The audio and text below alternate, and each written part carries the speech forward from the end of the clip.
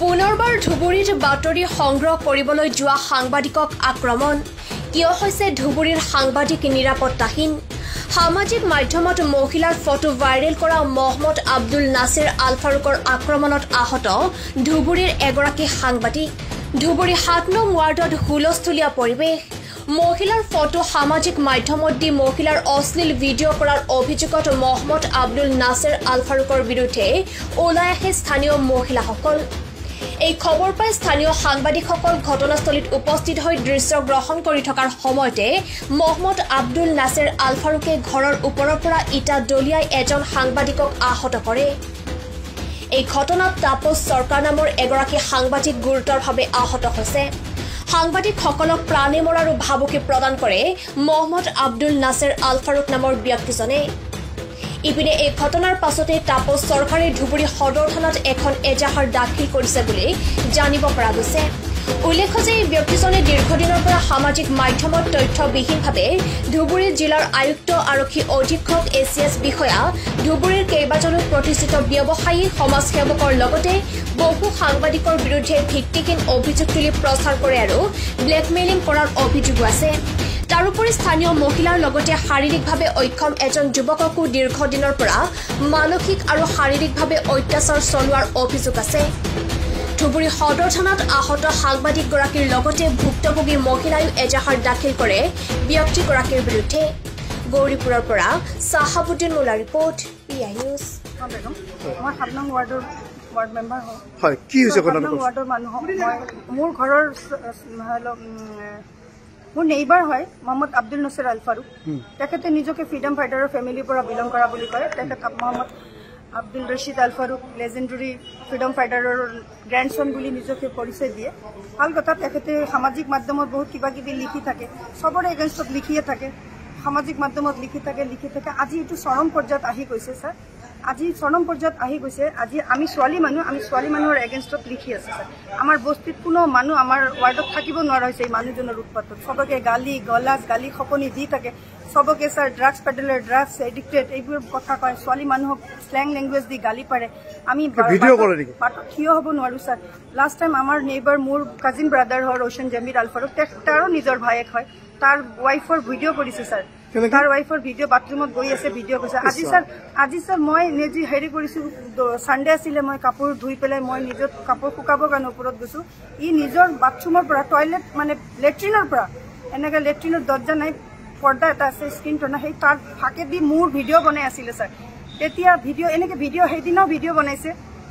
video' বনাই থাকে মোৰ মাৰ ভিডিঅ' বনাইছে মোৰ সামাজিক মাধ্যমত মোৰ যিবিলাক অশ্লীল কথা দিছে মই এইবিলাক নিজে কৈ নিজৰ অপপ্ৰচাৰ কৰিব বিচৰা নাই মই সেইয়া আইনৰ কাষ চাপিছোঁ এতিয়া মহামান্য আইনে আমাক কি হেৰি দিয়ে অফিচাৰৰ তাত আহিছোঁ মই এফআইআৰ এটা দিব আহিছোঁ এফআইআৰ এটা দিয়াৰ পিছত ইহঁতে কি ইনিচিয়েটিভ লয় দেখা যাব কাৰ বিৰুদ্ধে লিখে ছাৰ ইয়াতে ইমান ডাঙৰ লিষ্ট আছে মই কাৰ কথা ক'ম প্ৰত্যেকজন ব্যক্তিৰ ধুবুৰীৰ যিমান টপ ৰেংকৰ অফিচাৰ আছে সাংবাদিক আছে ইভেন কি ৰাইট নাও আমাৰ যি প্ৰেজেণ্ট অচি ছাৰ আছে এডিশ্যনেল হেৰি ছেকেণ্ড বাবু আছে এছপি চবৰে এগেইনষ্টত লিখিছে ডিচি ছাৰ দিবাকৰ নাথ ছাৰৰ এগেইনষ্টতো লিখিছে কাগজ বিশেষকৈ ৰাজীৱ শৰ্মাক নাজানো তাৰ ওপৰত কি হেৰি আছে ৰাজীৱ শৰ্মাক তেওঁ বহুত গালি দিয়ে আৰু ছাৰ আমি ঘৰৰ ওচৰত থাকোঁ সদায় গালি গালাজ পাৰি থাকে চবকে এইবিলাক বহুত বেয়া কথা লিখিছে সাংবাদিক মাধ্যমত সেয়ে ছাৰ আজি আইনৰ কাষ চাপিছোঁ এতিয়া দিম বুলি আহিছোঁ এতিয়া ইমান দিন আমাৰ ঘৰৰ মানুহে কৈছে আপোনালোক ধৈৰ্য ধৰিব মোৰ ফটো আমাৰ ইয়াতে পৰিয়ালৰ ইয়াত চাওক আপোনাৰ ফেচবুকত এইবোৰ ফটো দিছে এইজন শিমুল চৰকাৰ হয় তেখেত হেৰি ছ'চিয়েল ৱাৰ্কাৰ হয় তাৰপিছত ইয়াতে ৰাজীৱ শৰ্মাৰ ডিচি অফিচৰ 5 জন আছে মই নামবিলাক ভালকৈ ক'ব নোৱাৰিম আপোনালোকে এইটো চাই ল'ব ৰাজীৱ শৰ্মা জানে এই 5 জন ইহঁতে ফটো এটা পোষ্ট দিব নোৱাৰে এইটো স্ক্ৰীনশ্বট মাৰি পেলাই দিয়ে এইটো এই যে সাংবাদিক হয় জাহাংগীৰ এডভকেট হয় এইটো সেলিম শেখ হয় এইটো শিমুল চৰকাৰ হয় তেখেতক দিছে ছাৰ এই মানুহজন ভেটেনেৰীত কাম কৰে ছাৰ তেখেতৰ মেকুৰী এটা অসুস্থ হৈ আছে মেকুৰীক মেডিচিন খুৱাবৰ কাৰণে মাতি পেলাই ফটো তুলি দিছে এই মানুহজনো ড্ৰাগছ পেডেলাৰ ছেক্স ৰেকেট চলে ছাৰ মোৰ ফটো ডিপিৰ পৰা লৈছে মোৰ ফটো ডিপিৰ পৰা স্ক্ৰীনশ্বট লৈ পেলাই মোৰ ফটো দি পেলাই এনেকৈ অপপ্ৰচাৰ চলাইছে এইটো মোৰ ফটো স্ক্ৰীনশ্বট লৈছে এইটো মোৰ ঘৰৰ ফটো ছাৰ লৈছে আৰু ছাৰ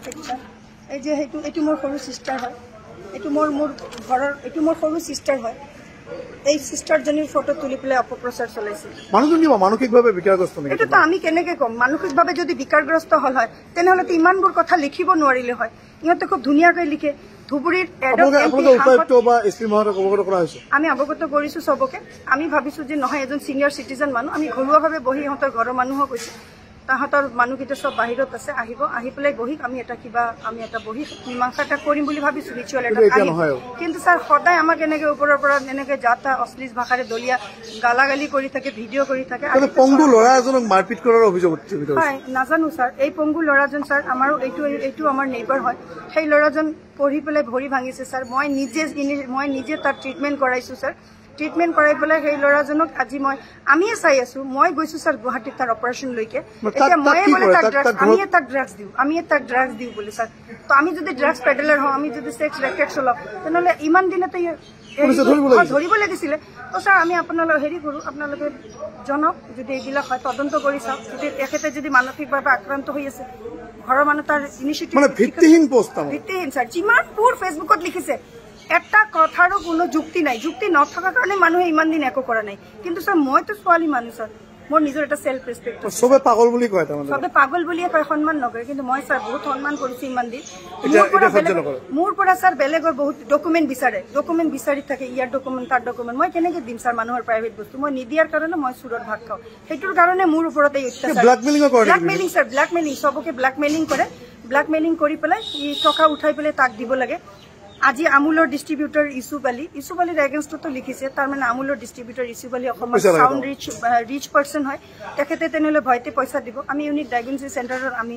অনাৰ হওঁ ছাৰ আমাৰ এগেইনষ্টত লিখিছে আমি তেনেহ'লে লিখিম ডক্টৰ ৱাৰিছ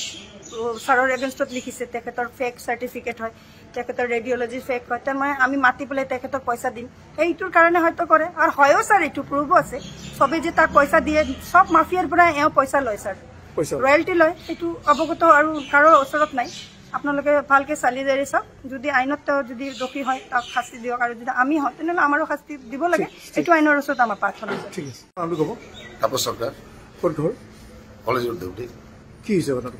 আজি তাতে হাল্লা হৈছে 7 নম্বৰ ৱাৰ্ডত আমি গ'লো আমি ৰিপৰ্টাৰ মানুহ যাব লাগে গৈছো যাৰ পৰা ওপৰৰ পৰা কি দলি মাৰি এটা চিল পাতৰ পৰা পেলাই দিলে মাথাত কোনে কৰিলে এইটো ওপৰৰ পৰা আলফাৰুক বুলি মানুহটো কিয় কৰিলে এইটো হাল্লা কৰি আছে আমৰা গৈছো নিউজ কৰিবৰ কাৰণে আৰু কি কৈছে আপুনি কিবা কৈছে নেকি নাই আগত একো হোৱা নাই ওলাই যাওয়া ইয়াৰ পৰা ওলাই যাওয়া আমাৰ ৰিপৰ্টাৰবিলাক গালি দি আছে আপুনি কি ভিডিঅ' কৰি আছিলে ভিডিঅ' কৰিব মানা কৰিছে ভিডিঅ' কৰাতে আৰু কি কিবা মাৰা ভাবুকি দিছে মাৰা ধমকি দি আছে সব মাৰি পেলাম ৰিপৰ্টাৰবিলাকক ৰাজীৱ শৰ্মাক ধমকি দিছে আৰু কাক ধমকি দিছে সব গোটেই আমাৰ যিমান আছে চেলিমক ধমকি দিছে এইবিলাকে ধমকি দি আছে আগৰ পৰা এনেকুৱা কৰে নেকি আগৰ পৰা কেনেকৈ কৰে এইটো নাজানো আৰু উল্টা লিখি থাকে ফেচবুকত এতিয়া কি আপুনি কেছ দিব কেছ দিছো কি বিচাৰে আপুনি মই উচিত শাস্তি বিচাৰোঁ